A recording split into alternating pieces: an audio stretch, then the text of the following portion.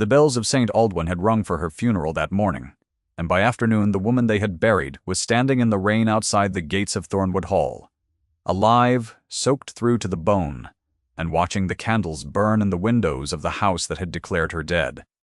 Her name was Eleanor Vane, though the plate on the coffin in the family vault read a different name entirely, and the parish register, in its careful clerical hand, had recorded the passing of Miss Eleanor at the age of 23 after a brief illness. There had been no illness. There had been a sealed carriage, a locked door, a fever induced by something bitter in her tea, and a stepmother who had counted the days until the entail could be redirected toward her own son. The wrong woman lay in that vault, a stranger from the fever ward, whose face no one had looked at closely, dressed in Eleanor's gown and buried under Eleanor's name. And Eleanor herself, who should by every calculation have died, in that locked room, had not died. She had climbed from a window in the dark, walked 9 miles through the storm, and come back to the only place she had ever belonged to, find the door barred against her. She was not weeping. The world expected a buried girl to weep, to fall against the gate and beg to be let in, and Eleanor felt the expectation in her own bones and refused it. What rose in her instead was colder and far more useful. She had been erased, with a signature and a coffin lid, and she intended to be very difficult to erase a second time. You may think you know how this story goes, that the dead girl will return and be embraced and forgiven into. It does not go that way at first. Stay with me, because what she did next surprised even the man who had been watching her from the carriage drive for the better part of a minute. He had come up the drive on foot, leading a horse gone lame in the mud, and he had stopped when he saw the figure at the gate. The Duke of Ashbourne was not a man who startled. He had buried a wife of his own 3 winters past, and had not been seen to flinch at anything since, and the county had decided that the coldness in him was permanent, a thing carved into the stone of his face, like the inscriptions on the Thornwood vault. Yet he stood now in the rain and did not move, because the woman at the gate had turned her head, and her eyes had met his, and there was nothing of the grave in them. There was fury, and beneath the fury there was a grief so exact and so contained that he recognized it the way one recognizes a language one has not spoken in years. To the village of Thornwood, Eleanor Hartley had always been a small problem wearing a plain gown. She was the late squire's daughter by his first marriage, dispossessed in all but name when her father died, and his widow assumed the management of the estate, and she had spent the last 2 years of her life as something between a daughter and a servant in the house that should have been her own. The new mistress of Thornwood, the Dowager Lady Margaret Crane, had a way of saying Eleanor's name that made it sound like an apology she was tired of making. Poor Eleanor, she would murmur to her callers over tea, so plain, so awkward, so very much underfoot. The room would arrange its sympathy accordingly. No one in the county had thought to ask why a girl so plain and so awkward had been kept close rather than married off.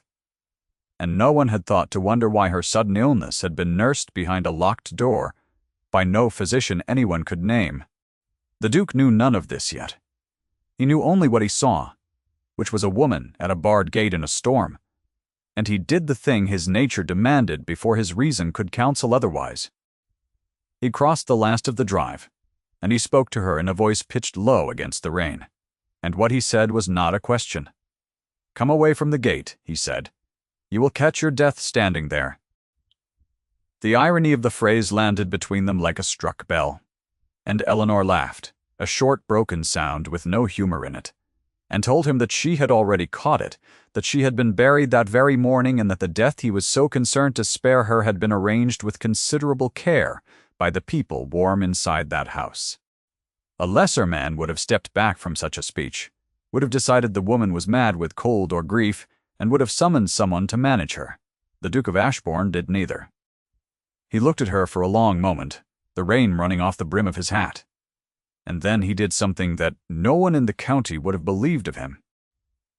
He took off his own greatcoat, heavy and warm and worth more than every garment Eleanor had ever owned, and he set it around her shoulders without ceremony and without asking. "Walk with me," he said.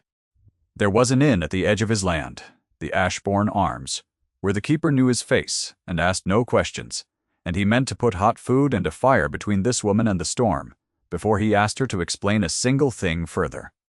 She heard the command and felt the heat of the coat at the same moment, and her body, which had been holding itself rigid against everything, betrayed her with a single violent shiver that she could not suppress. They did not speak much on the walk. Eleanor told him the bare frame of it in short sentences, because short sentences were all she could manage, and the Duke listened without interrupting, and without the practiced sympathy she had learned to distrust. She told him of the tea gone bitter, of the locked door, of the fever girl from the workhouse ward who had been brought in under cover of dark, of the window in the 9 Miles. She did not tell him everything. She did not tell him that the worst of it was not the dying but the discovering that no one had loved her enough to look in the coffin, that the whole apparatus of mourning had assembled itself around her death without a single person insisting on seeing her face one last time. That was the wound, and she kept it where she kept all her wounds, folded small and out of sight. The Duke, walking beside her with the rain darkening his shoulders, where the coat no longer covered them, seemed none the less to hear the shape of the thing she did not say.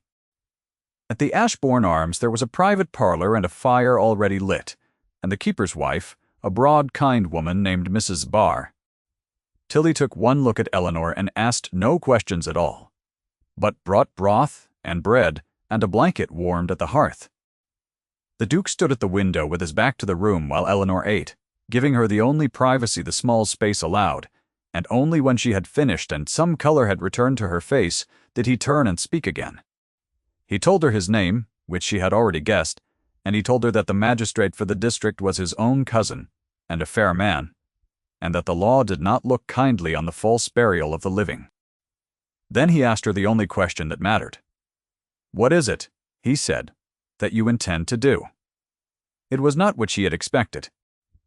She had expected to be soothed, or doubted, or handed gently toward someone else's authority, and instead this cold and formidable man had asked her what she meant to do, as though her own intention were the axis the matter would turn upon. She found that she had an answer ready, one she had not known was there until the question drew it out.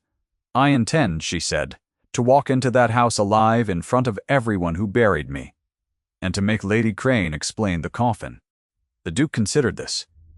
A slow thing happened at the corner of his mouth, not a smile, but the place a smile might one day come from, and he inclined his head as though she had proposed something entirely reasonable. "Then you will need witnesses," he said, "and a magistrate and a great many people, in one room. As it happens, I am giving a ball." What Eleanor did not know, sitting in that firelit parlor with a stranger's coat still about her shoulders, was that the Duke of Ashbourne had reasons of his own to despise the quiet machinery by which inconvenient women were made to disappear. 3 winters past he had lost his wife, the Duchess Caroline, to a fall from the east stair that the household had called an accident, and that he had never once in 3 years been able to call by that name in his own mind. He had not been at home. He had been in London on business he could no longer remember the substance of, and he had come back to a closed coffin and a grave already dug, and a family eager to have the matter concluded, before the season's gossip could fasten on it. He had let them conclude it. That was the thing he could not forgive in himself, that he had been too numb and too obedient to insist on the questions, and the not insisting had become the central fact of his life. He carried a small thing in the breast pocket of his coat, against his heart, a folded square of paper that he never opened in company, and never spoke of, and his hand went to it now without his deciding that it should. In the days that followed, Eleanor stayed at the Ashbourne Arms under the name Mrs. Tilly invented for her. A widowed cousin come to help at the inn, and the county went on believing that Eleanor was dead. This was, the Duke had explained, exactly what they wanted. A dead woman could move through the world unseen, could observe and prepare, could choose the precise moment of her own resurrection. Lady Crane believed herself safe. Her son, a soft-handed young man named Mr. Dell. Percival Crane, who had never earned a shilling in his life, had already begun to speak of Thornwood as his inheritance, and the solicitors had been instructed to draw up the transfer of the entail, now that the obstacle of Eleanor's existence had been removed. The obstacle meanwhile sat in the inn parlor each evening, and learned from the Duke the names and the weaknesses and the debts of every family that would attend his ball. It was during one of these evenings that the Duke saw the thing in Eleanor that decided him, though he would not have called it deciding. A child had come to the inn. The kitchen girl's small brother, a boy of perhaps 6, with a fever flush on his cheeks and a frightened look, and the inn was in an uproar because the boy had been sent away from the apothecary who would not treat a workhouse child without coin paid first. Eleanor did not hesitate. She had nursed her own father through his last illness, and she knew the look of a fever that would turn dangerous if left, and she sat with the boy through the worst of the night, cooling his brow and speaking to him low and steady, and she emptied the small purse the Duke had pressed on her to pay the apothecary herself when the man could be roused. She did not know the Duke had come down.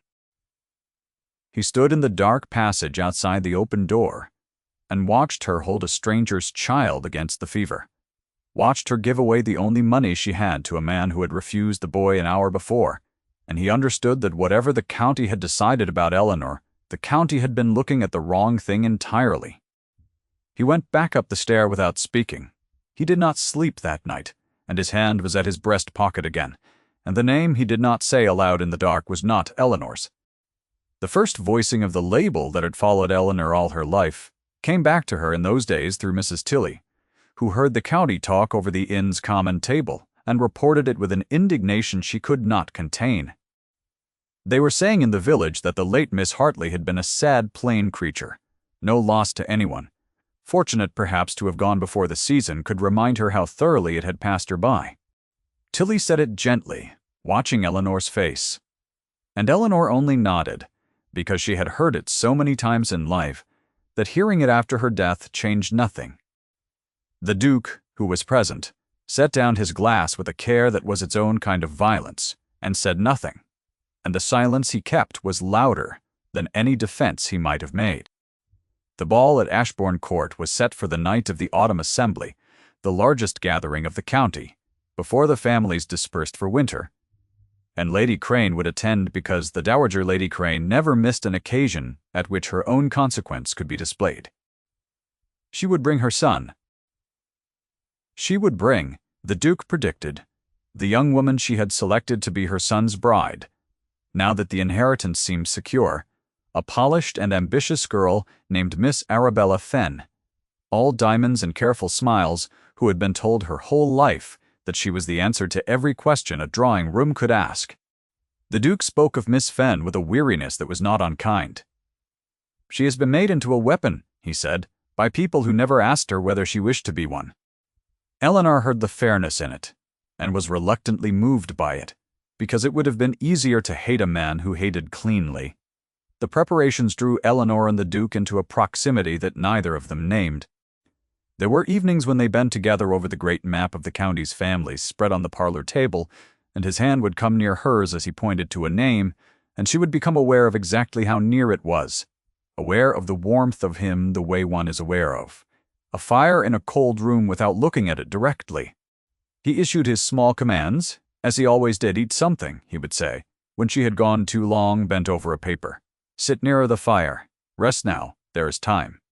She heard them as orders and bristled at them out of long habit, and only slowly did she begin to hear the other thing inside them, the thing that was not order at all, but a man who did not know any other language, for the wish to keep a person safe. Her body knew it before her mind allowed it. Her pulse would change when he came into the room. She found she could tell, without turning, the precise moment he entered a doorway behind her, as though some compass in her had quietly reset itself to point at him. She fought it. She had every reason to fight it. She was a dead woman, with no name and no fortune, and no future that did not depend on the goodwill of a duke. And she had learned in the hardest possible school that depending on anyone's goodwill was a fool's wager.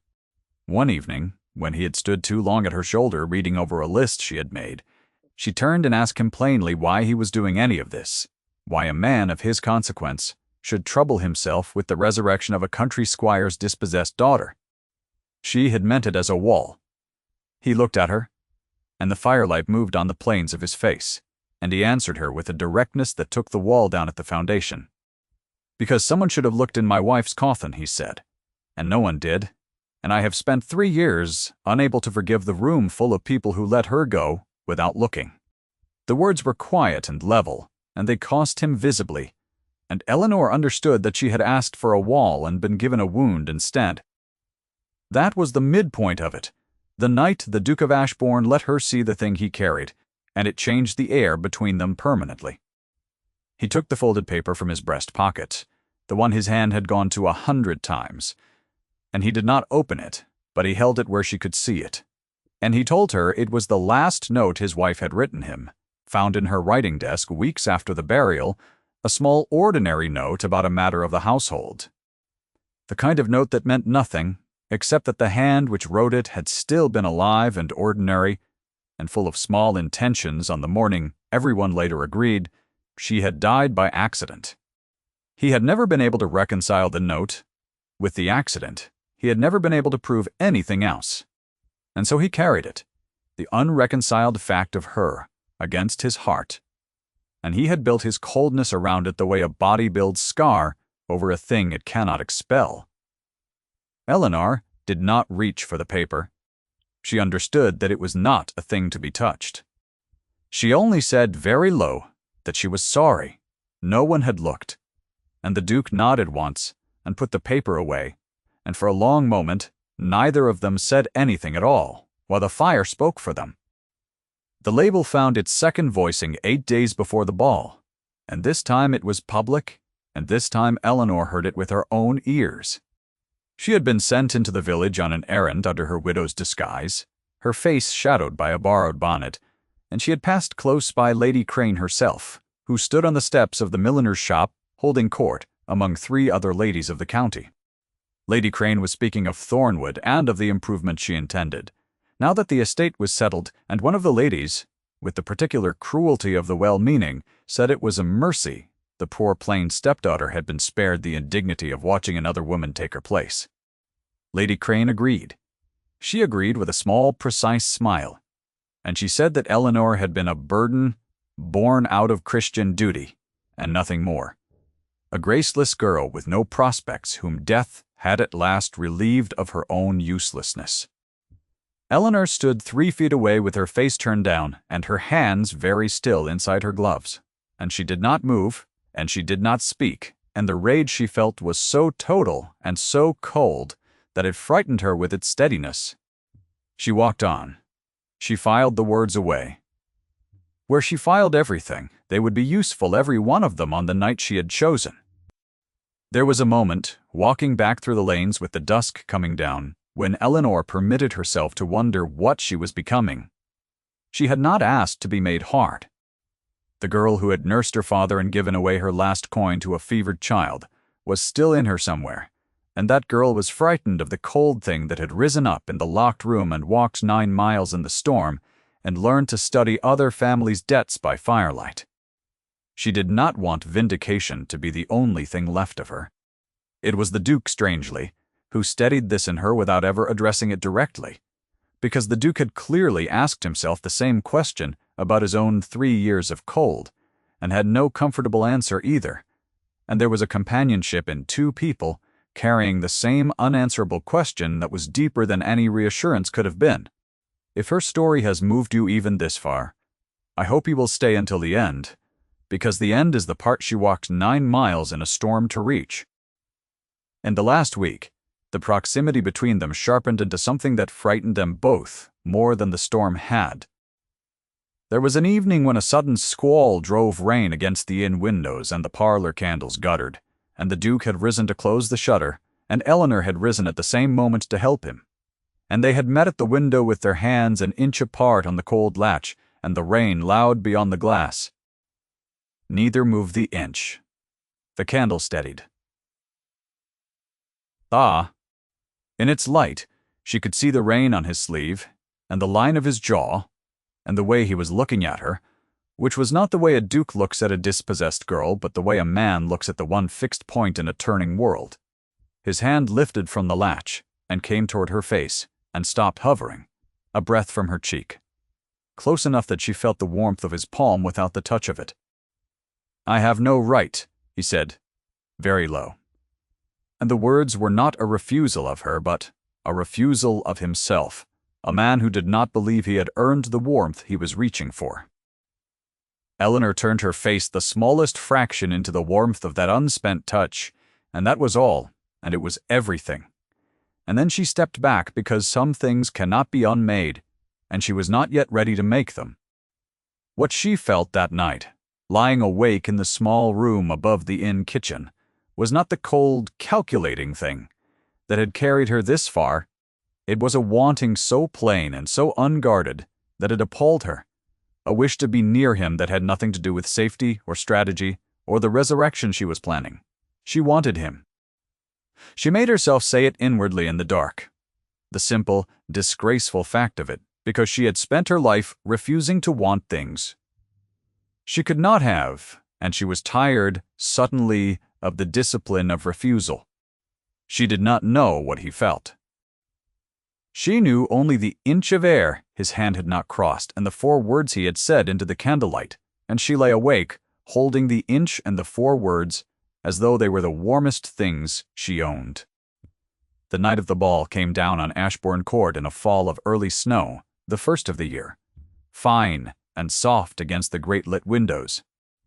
The county arrived in its carriages, the families the Duke had named to her one by one across the parlor table, and Eleanor watched them come from an upper window, where she waited in a gown the Duke had quietly provided, a gown of deep midnight blue that was nothing like the plain things she had worn in life.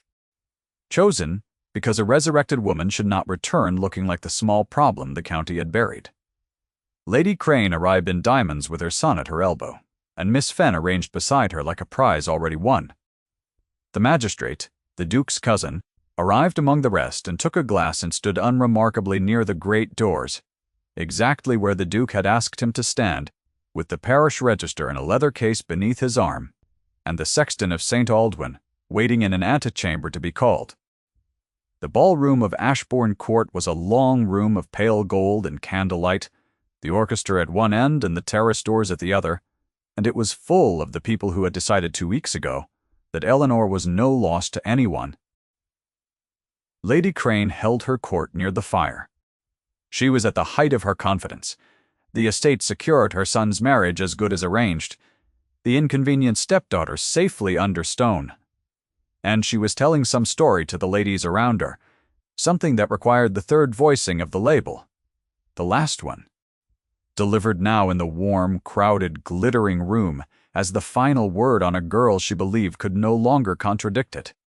She said that Eleanor had been a plain, unwanted thing, whom no one would miss, and the ladies inclined their heads, and the orchestra paused between one piece and the next, so that the words fell into a small pocket of quiet, and carried further than Lady Crane intended. It was into that quiet that the Duke of Ashbourne crossed the room. He did not hurry. He moved through the parting crowd with the unhurried certainty of a man on his own ground, and he went not to Lady Crane but to the great doors at the side of the room, and he opened them himself rather than leaving it to a footman, and he stood back. Eleanor came through the doors in the midnight gown with the snow light behind her, alive, upright, unmistakable, her face turned full to the room that had buried her. For a moment no one understood what they were seeing.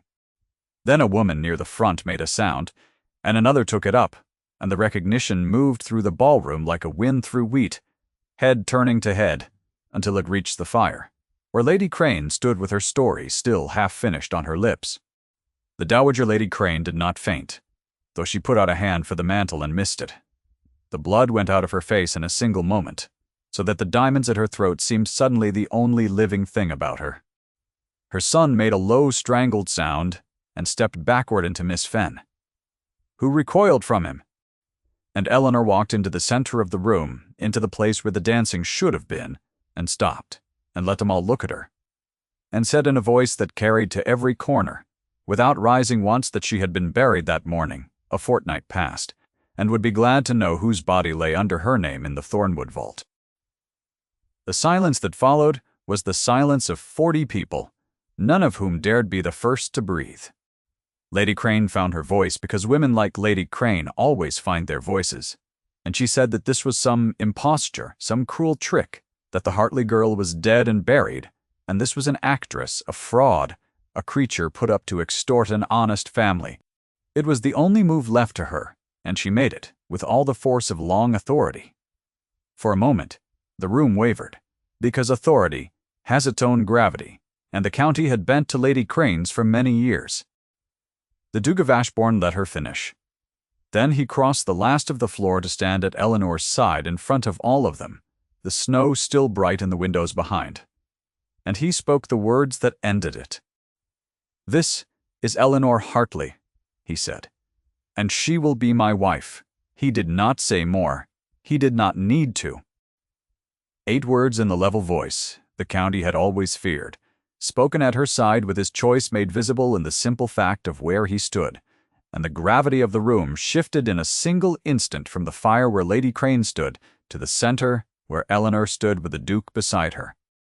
Into the silence the magistrate stepped forward with the leather case, and behind him the sexton of St. Aldwyn came through the antechamber door, and the procedural machinery the Duke had assembled began, quietly and irreversibly, to turn. The sexton had been troubled in his conscience for a fortnight. It emerged about a burial, conducted in haste, with the coffin closed against his custom, and he had marked certain irregularities in the register that the magistrate now opened for the room to see. The fever girl had a name after all, traced through the workhouse, and a mother who had been told her daughter ran off and had never believed it. The locked door at Thornwood had been seen by a housemaid who had been afraid to speak, while Lady Crane held the estate and was no longer afraid now that the estate was about to slip from her hands. It did not happen all at once, and it did not happen with shouting. It happened the way the snow was falling outside, steadily and without mercy and without haste, fact settling upon fact, until the shape beneath them could no longer be denied. Lady Crane's authority, which had ruled the county for years, came apart not in a single blow, but in a series of small recognitions passing from face to face in the crowd, each guest remembering some moment they had let pass, some question they had not asked, some convenient silence they had kept. Mr. Percival Crane was already edging toward the door. Miss Fenn had stepped entirely away from the family she had been arranged into, and stood now a little apart, her careful smile gone, looking at Eleanor with something that was not quite admiration and not quite fear, but had room in it to become either. The magistrate, in his unremarkable voice, asked Lady Crane to attend him in the morning regarding the burial of a living woman, and the asking was a courtesy that everyone in the room understood to be the end of her. Eleanor felt none of the triumph she had imagined in the locked room. Quote, she had walked 9 miles for this moment, and she had filed away every cruelty for use in it. And now that it had come, she found it was not a victory she wanted to hold, but a weight she wanted to set down. She looked at Lady Crane, who had buried her, who had counted the days, who had called her plain and useless and no loss to anyone, and she found that the cold, steady rage which had carried her through the storm had spent itself, and what was left in its place was only a great tiredness and a strange, clean pity. She did not gloat. She had decided somewhere on the 9-mile walk that she would not become the thing that had made her, and she kept the decision now, when it would have been easiest to break it. She said only that Lady Crane would answer to the magistrate, and to no one else, and that she herself wanted nothing from the woman but the truth set down where it could not be unsaid. And then she turned away, which was its own kind of mercy and its own kind of ending. The Duke was at her side through all of it. He had not left her since he crossed the floor, and when she turned away from Lady Crane, it was into the shelter of his nearness, and his hand came to the small of her back, the first deliberate touch he had allowed himself, steadying and brief and visible to the whole room. The county saw it and understood it. The dispossessed girl they had buried 2 weeks past was alive and standing under the protection of the man whose word ruled the district, named as his wife before 40 witnesses. And there was not a person in the ballroom who would ever again speak of her as a small problem in a plain gown. The orchestra, which had not known whether to play, began at last very softly to play, and the guests, released, began to move and murmur, and the resurrection was complete. Later, much later, when the carriages had gone, and the snow had thickened on the terrace, and the great house had emptied of everyone but its own people, Eleanor and the Duke sat together in the small, warm library off the ballroom, the fire low, the candles burned down, the snow falling beyond the tall windows in the dark. They did not speak for a long while. There had been enough words spoken in the ballroom to last them both a season. The Duke had taken the folded paper from his breast pocket and was holding it loosely in his open hand, not against his heart now, but in the light where he could look at it, and Eleanor understood without being told that something had shifted in him too, that the resurrection in the ballroom had been partly his own, that a man who had failed to insist on looking in one coffin had spent everything he had to make certain the truth of another was set down in front of 40 witnesses, and that some part of the 3 years' weight had lifted in the doing of it. He told her then, quietly, that he had written to the magistrate that very week to ask that his wife's death be examined again. The old closed matter reopened. The questions he had been too numb to ask 3 winters past asked now, while there were still those alive who might answer them. He did not know what would be found. He had made his peace with not knowing, he said, but he could no longer make his peace with not asking.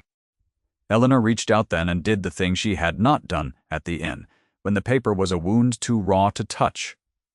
When she put her hand over the folded note, and she did not take it from him, but only held her hand there, warm over the cold paper and the colder memory, and the Duke turned his hand beneath hers, so that their fingers met, and for a long moment that was all there was in the room, 2 hands and a folded paper and the snow coming down.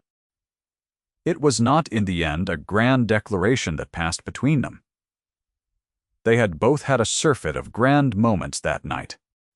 What the Duke said, looking at their joined hands, rather than at her face, was that he had spent 3 years believing he would never again wish to keep anything close enough to lose it, and that he had been wrong, and that he wished to keep her.